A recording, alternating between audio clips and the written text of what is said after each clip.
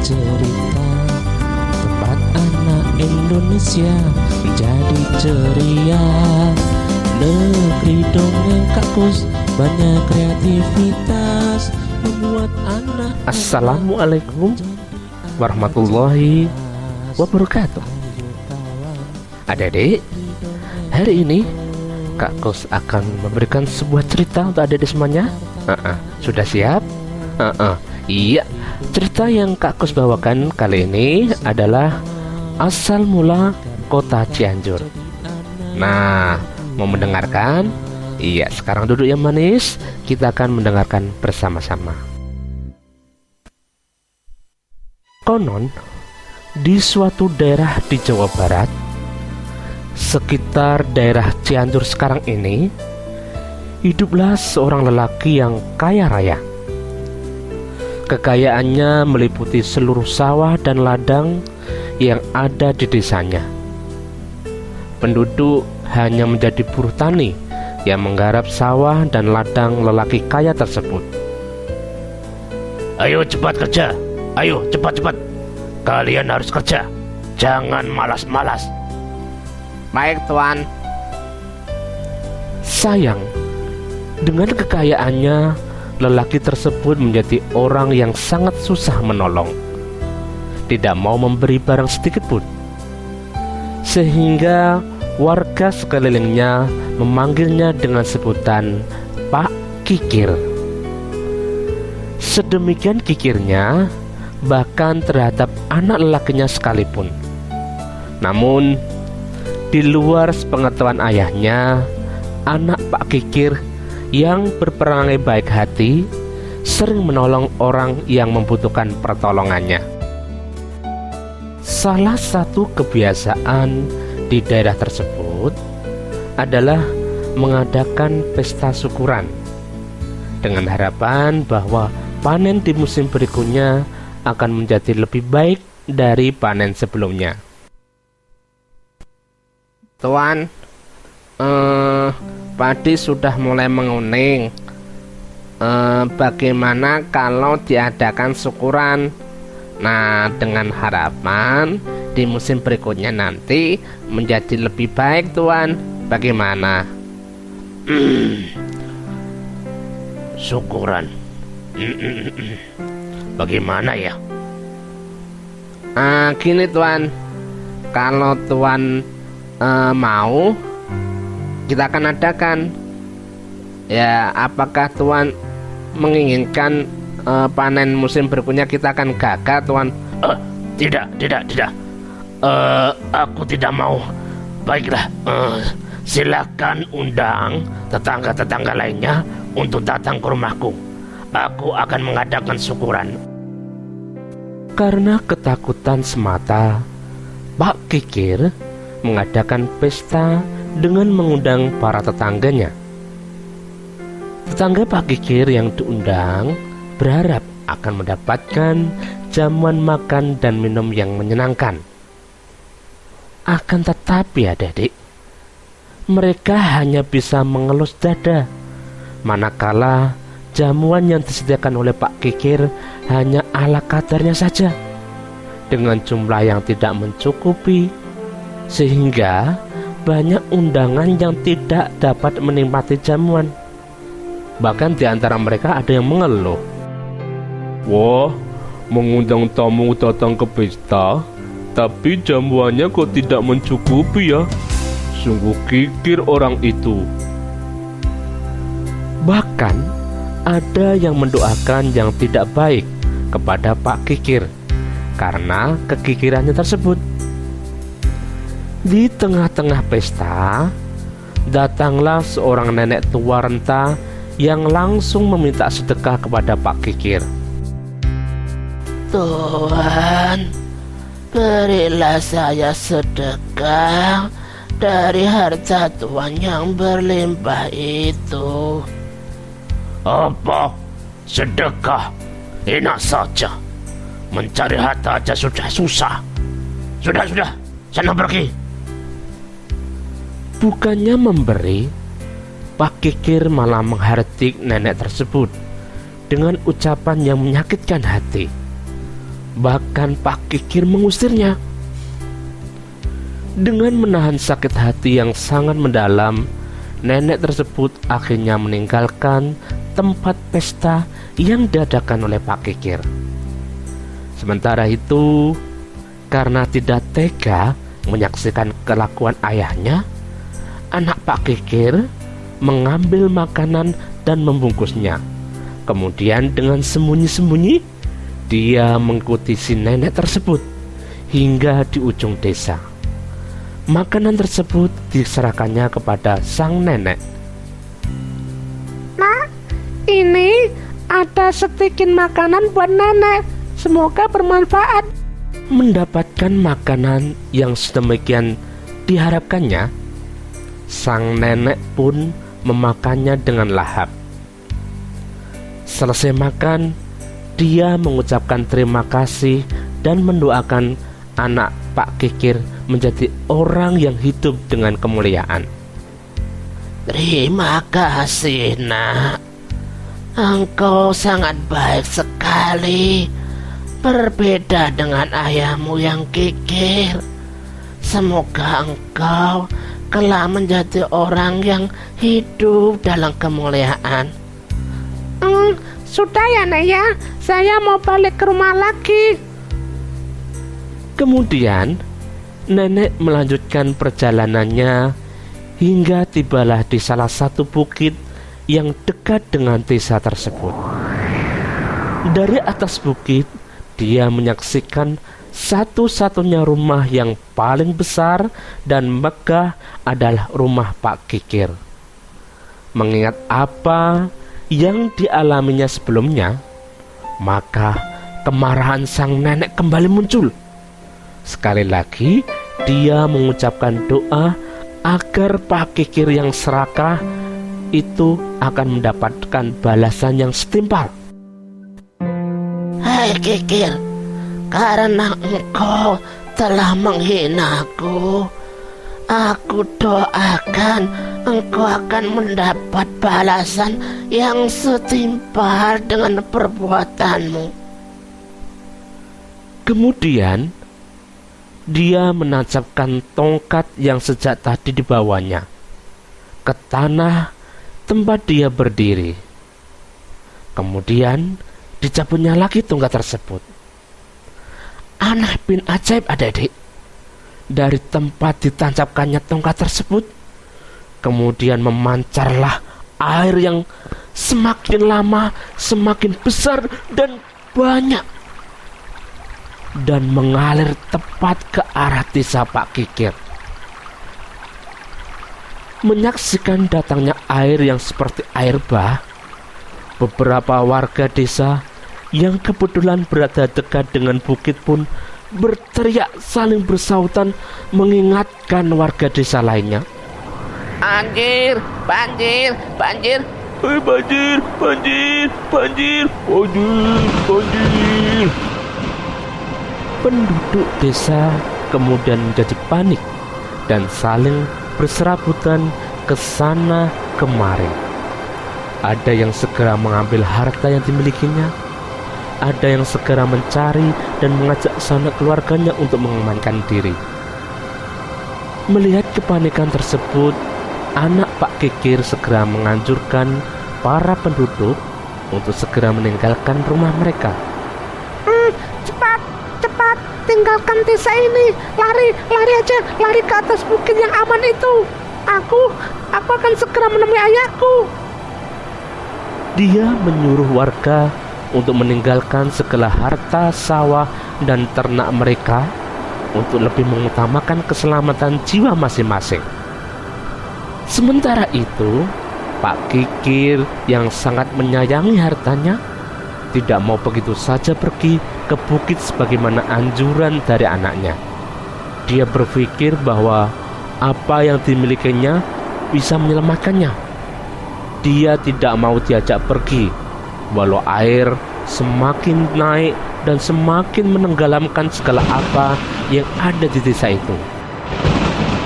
Ajakan anaknya untuk segera pergi dibalas dengan bentakan dan makian yang sungguh tidak enak didengar. Ayo kita tinggalkan rumah kita ini, karena sebentar lagi akan menenggelamkan rumah kita.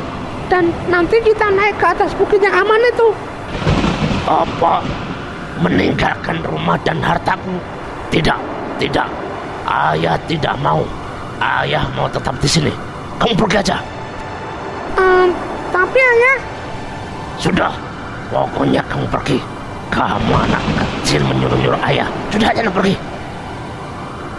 Akhirnya anak Pak Kikir meninggalkan ayahnya yang sudah tidak bisa dibujuk lagi. Sementara banjir mulai menenggelamkan rumah Pak Kikir bersama Pak Kikir yang ada di dalamnya. Warga yang selamat sungguh bersedih melihat desanya yang hilang bak ditelan air banjir. Tetapi mereka bersyukur karena masih selamat. Kemudian bersama-sama mereka mencari tempat tinggal baru yang aman. Para warga, atas jasa anak Pak Kikir, bagaimana kalau kita angkat dia sebagai pemimpin baru kita?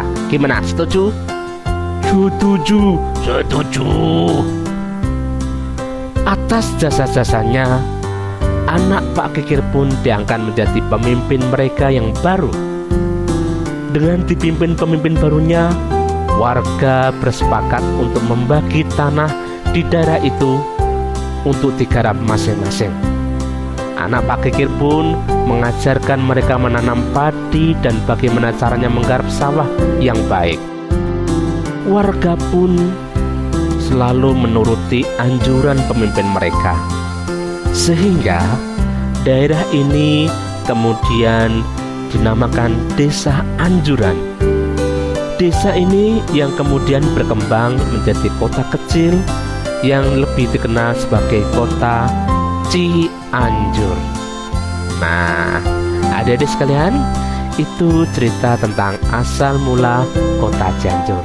Bagus bukan? Iya. Kita akan ketemu di cerita yang lain bersama Kak Kus. Assalamualaikum warahmatullahi wabarakatuh.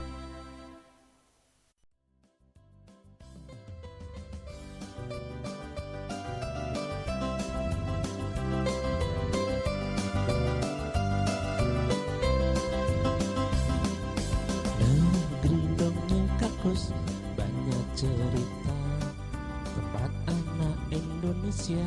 Assalamualaikum warahmatullahi wabarakatuh. Selamat berjumpa dengan Kak Kus. Sebelum Kak Kus memberikan sebuah cerita, Kak Kus akan bertanya dulu, siapa yang pernah diajak oleh orang tuanya pergi ke sebuah danau? Ada yang pernah? Iya, ada yang pernah ya. Iya. Nah, kali ini Kak Kus akan bercerita tentang asal-usul Danau Toba. Selamat mengikuti. Pada zaman dahulu, di sebuah desa di Sumatera Utara, hiduplah seorang petani bernama Toba yang menyendiri di sebuah lembah yang landai dan subur. Petani itu mengerjakan lahan pertaniannya untuk keperluan hidupnya. Selain mengerjakan ladangnya, kadang-kadang lelaki itu pergi memancing ke sungai yang berada tak jauh dari rumahnya. Setiap kali dia memancing, mudah saja ikan yang didapatnya. Karena sungai yang jernih itu memang banyak sekali ikannya. Ikan hasil pancingannya dia masak untuk dimakan.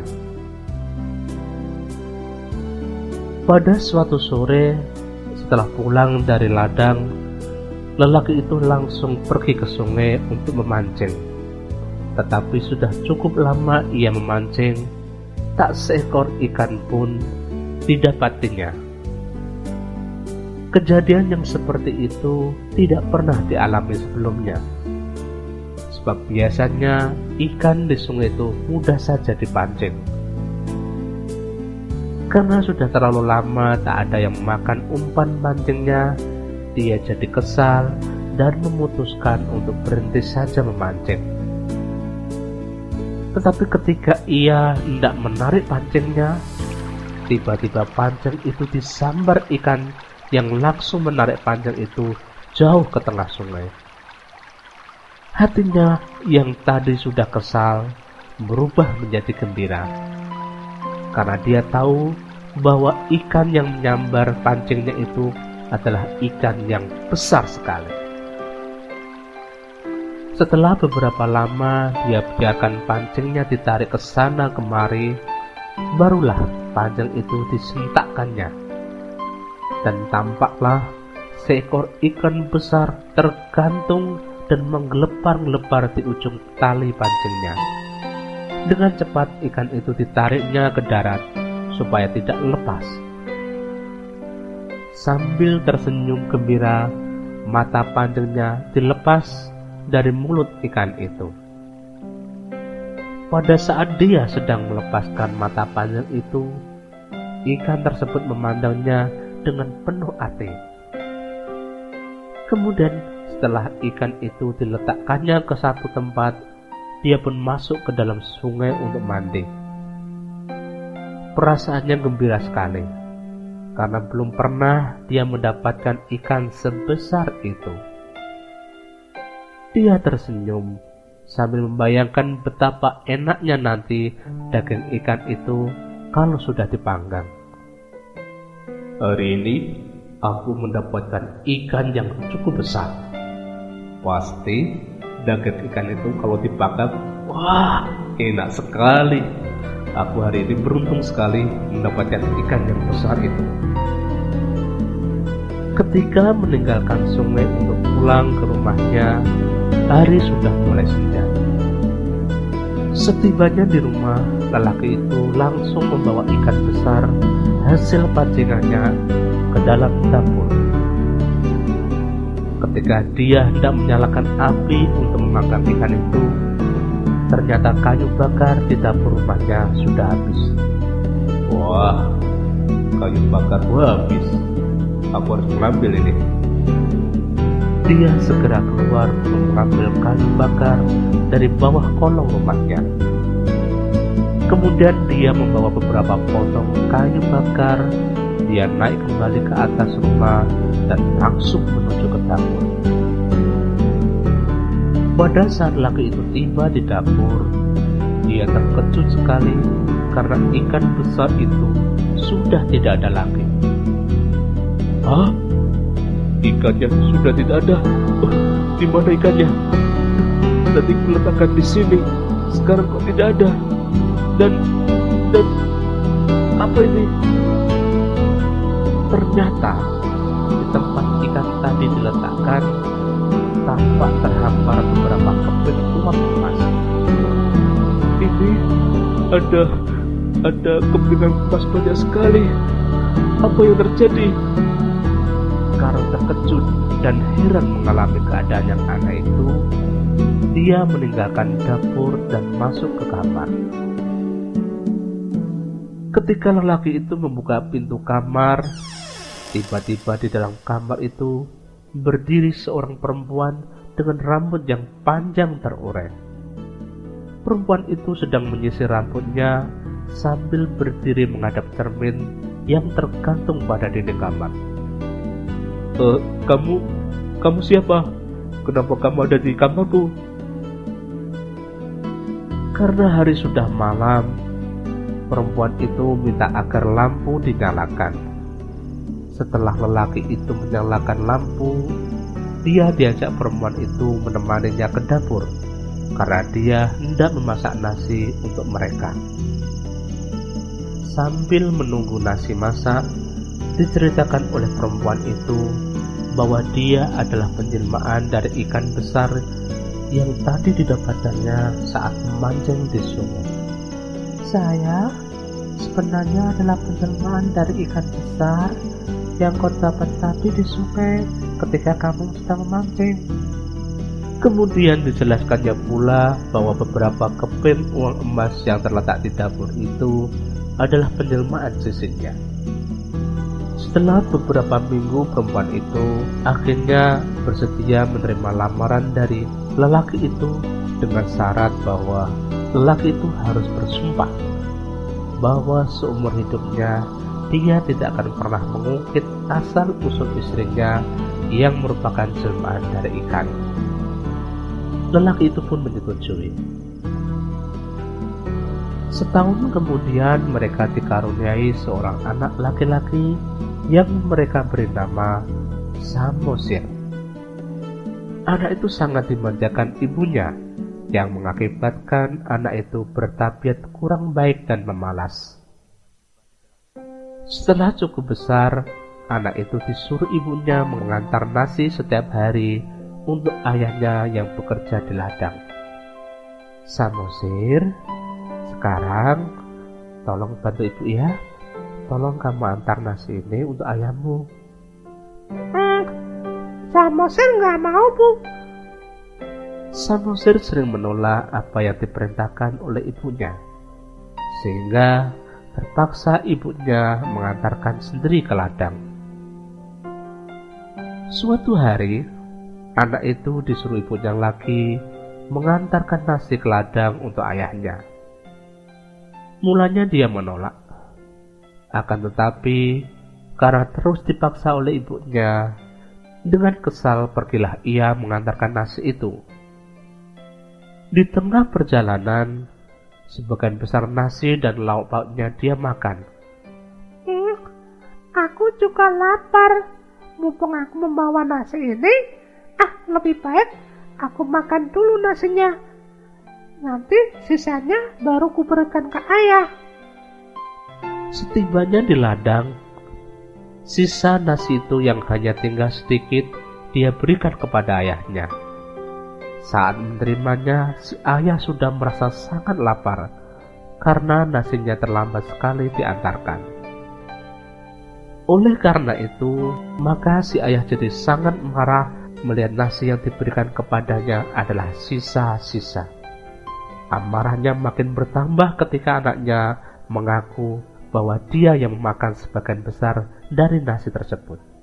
Kenapa ini nasinya tinggal sedikit? Tadi saya yang memakannya, Ayah. Apa? Kamu yang memakannya?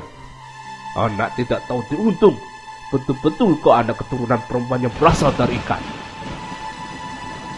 Sambil menangis, anak itu berlari pulang menemui ibunya di rumah. Kepada ibunya, dia mengadukan bahwa dia dipukuli ayahnya.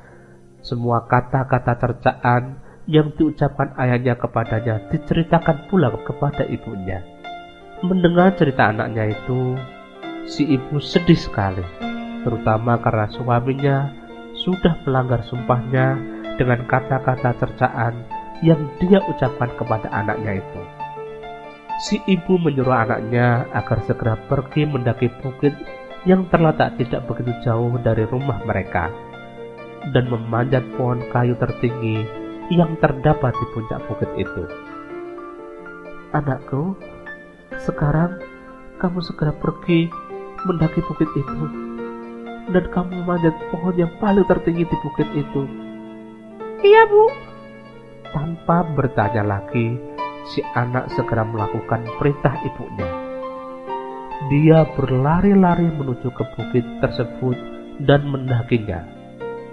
Ketika tampak oleh sang ibu, anaknya sudah hampir sampai ke puncak pohon kayu yang dipanjatnya di atas bukit itu. Dia pun berlari menuju sungai yang tidak begitu jauh letaknya dari rumah mereka. Ketika dia tiba di tepi sungai itu, kilat menyambar disertai dengan gemuruh yang menggelegar. Sesaat kemudian, si ibu melompat ke dalam sungai dan tiba-tiba berubah menjadi seekor ikan yang besar. Pada saat yang sama, sungai itu pun banjir besar dan turun pula hujan yang sangat lebat. Beberapa waktu kemudian, air sungai itu sudah meluap kemana-mana dan tergenanglah lembah tempat sungai itu mengalir. Pak Toba tidak bisa menyelamatkan dirinya. Ia mati tenggelam oleh genangan air. Lama-kelamaan genangan air itu semakin luas dan berubah menjadi danau yang sangat besar, yang kemudian hari dinamakan orang dengan Danau Toba. Sedang pulau kecil di tengah-tengahnya diberi nama Pulau Samosir. Nah, itulah cerita tentang asal-usul Danau Toba. Dari cerita tadi dapat kita ambil hikmahnya bahwa ketika kita sudah berjanji, kita harus menepati janji yang telah kita ucapkan. Itulah cerita dari Kak Gus. Kita ketemu di cerita-cerita yang lainnya. Assalamualaikum warahmatullahi wabarakatuh.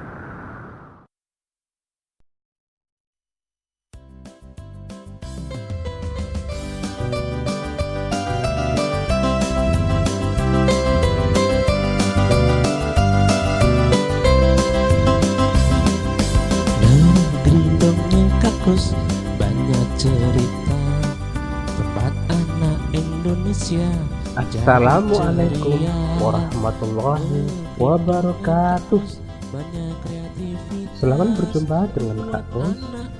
Sebelum Kak Gus memulai ceritanya, Kak Gus akan bertanya dulu, siapa yang ingin jadi anak yang berbakti pada orang tua? Iya, semuanya ya. Iya, kita harus berbakti pada orang tua. Oke, kali ini Kak Gus akan bercerita tentang si Malin Kundang. Sudah siap? Iya, kita mulai ceritanya.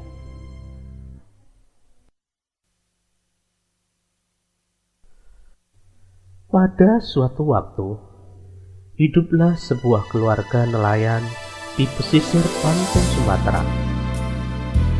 Keluarga tersebut terdiri dari ayah, ibu, dan seorang anak laki-laki yang diberi nama Malin Kundang. Karena kondisi keuangan keluarga yang memprihatinkan, sang ayah memutuskan untuk mencari nafkah di negeri seberang dengan mengarungi lautan yang luas. Ibu, ayah akan berangkat ke negeri seberang untuk mencari nafkah. Doakan semoga ayah bisa kembali pulang lagi ke kampung ini. Seminggu, 2 minggu, sebulan, 2 bulan, bahkan sudah berganti tahun. Ayah Malin Kundang tidak juga kembali ke kampung halamannya, sehingga ibunya harus menggantikan posisi ayah Malin Kundang untuk mencari nafkah. Suatu hari, ketika Malin Kundang sedang mengejar ayam, ia tersandung batu dan lengan kanannya luka terkena batu. Luka tersebut menjadi berbekas di lengannya dan tidak bisa hilang. Setelah beranjak dewasa, Malin Kundang merasa kasihan dengan ibunya yang banting tulang mencari nafkah untuk membesarkan dirinya. Ia berpikir untuk mencari nafkah di negeri seberang dengan harapan nantinya ketika kembali ke kampung halaman, ia sudah menjadi seorang yang kaya raya. Malin Kundang tertarik dengan ajakan seorang nahkoda kapal dagang yang dulunya miskin sekarang sudah menjadi seorang yang kaya raya. Bagaimana, Malin? Apakah kamu mau ikut denganku? Kita pergi ke negeri seberang. Nanti kamu pulang kan jadi orang yang kaya raya seperti aku. Malin Kundang mengutarakan maksudnya kepada ibunya. Ibunya semula kurang setuju dengan maksud Malin Kundang. Anakku, kamu tahu, dulu ayahmu juga pergi ke negeri seberang, tetapi tidak kembali lagi. Ibu takut kamu akan mengalami yang sama seperti ayahmu. Tidak, Bu, Ibu doakan saya, semoga saya bisa kembali menjadi orang yang kaya. Baiklah, kalau itu sudah kemauanmu, ibu hanya bisa mendoakan yang terbaik buat kamu. Ibu Malin Kundang akhirnya menyetujui walau dengan berat hati. Setelah mempersiapkan bekal dan perlengkapan secukupnya, Malin Kundang segera menuju ke dermaga dengan diantar ibunya.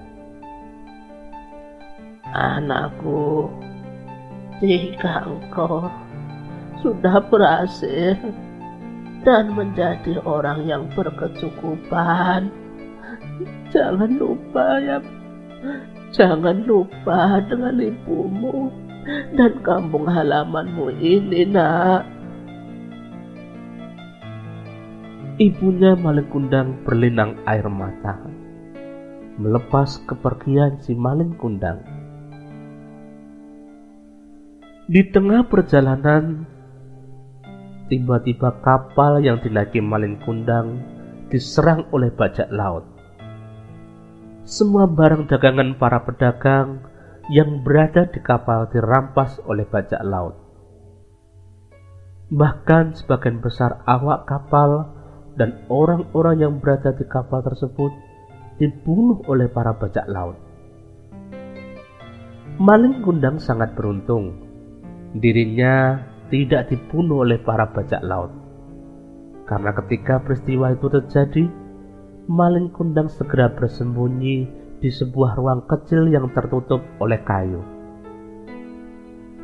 Malin Kundang terkatung-katung di tengah laut, hingga akhirnya kapal yang ditumpanginya terdampar di sebuah pantai. Dengan sisa tenaga yang ada, Malin Kundang berjalan menuju ke desa terdekat dari pantai. Sesampainya di desa tersebut, Malin Kundang ditolong oleh masyarakat di desa tersebut setelah sebelumnya menceritakan kejadian yang menimpanya. Desa tempat Malin Kundang terdampar adalah desa yang sangat subur. Dengan keuletan dan kegigihannya dalam bekerja, Malin Kundang lama-kelamaan berhasil menjadi seorang yang kaya raya. Ia memiliki banyak kapal dagang, dengan anak buah yang jumlahnya lebih dari 100 orang. Setelah menjadi kaya raya, Malin Kundang bersunting seorang gadis untuk menjadi istrinya. Berita Malin Kundang yang telah menjadi orang kaya raya dan telah menikah sampai juga kepada ibu Malin Kundang. Ibu Malin Kundang gembira, anaknya telah berhasil. Sejak saat itu, ibu Malin Kundang setiap hari pergi ke dermaga, menantikan anaknya yang mungkin pulang ke kampung halamannya. Setelah beberapa lama, Malin Kundang dan istrinya melakukan pelayaran dengan kapal yang besar dan indah, disertai anak buah kapal serta pengawalnya yang banyak. Ibu Malin Kundang yang setiap hari menunggui anaknya melihat kapal yang sangat indah itu masuk ke pelabuhan. Ia melihat ada 2 orang yang sedang berdiri di atas geladak kapal. Ia yakin kalau yang sedang berdiri itu adalah anaknya Malin Kundang beserta istrinya. Malin Kundang pun turun dari kapal. Ia disambut oleh ibunya. Setelah cukup dekat, ibunya melihat bekas luka di lengan kanan orang tersebut. Semakin yakinlah ibunya bahwa yang ia dekati adalah Malin Kundang. Malin Kundang anakku, mengapa kau pergi begitu lama tanpa mengirimkan kabar? Malin Kundang segera melepaskan pelukan ibunya dan mendorongnya hingga terjatuh. Wanita tak tahu diri, sembarangan saja mengaku ibuku. Malin Kundang berpura-pura tidak mengenali ibunya karena malu dengan ibunya yang sudah tua dan mengenakan baju compang-camping. "Wanita itu ibumu, Mas?" Tidak. Ia hanya seorang pengemis yang berpura-pura mengaku sebagai ibuku agar mendapatkan hartaku. Mendengar pernyataan dan diperlakukan semena-mena oleh anaknya, Ibu Malin Kundang sangat marah.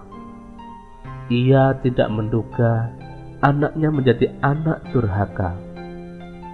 Karena kemarahannya yang memuncak, Ibu Malin Kundang menengadahkan tangannya sambil berkata, "Oh Tuhan, kalau benar ya anakku, aku sumpahi dia menjadi sebuah batu." Tidak berapa lama kemudian, angin bergemuruh kencang dan badai dahsyat datang menghancurkan kapal Malin Kundang. Setelah itu, tubuh Malin Kundang perlahan menjadi kaku dan lama-kelamaan akhirnya berbentuk menjadi sebuah batu karang. Nah, itulah cerita tentang si Malin Kundang. Hikmah yang bisa kita ambil dari cerita tadi, bahwa kita sebagai seorang anak harus berbakti pada orang tua dan jangan durhaka pada orang tua kita. Cukup sekian cerita dari Kak Gus. Kita ketemu di cerita-cerita yang lainnya. Assalamualaikum warahmatullahi wabarakatuh. Terima kasih sudah mendengarkan. Dengarkan bagian selanjutnya hanya di channel Dengar Buku Official.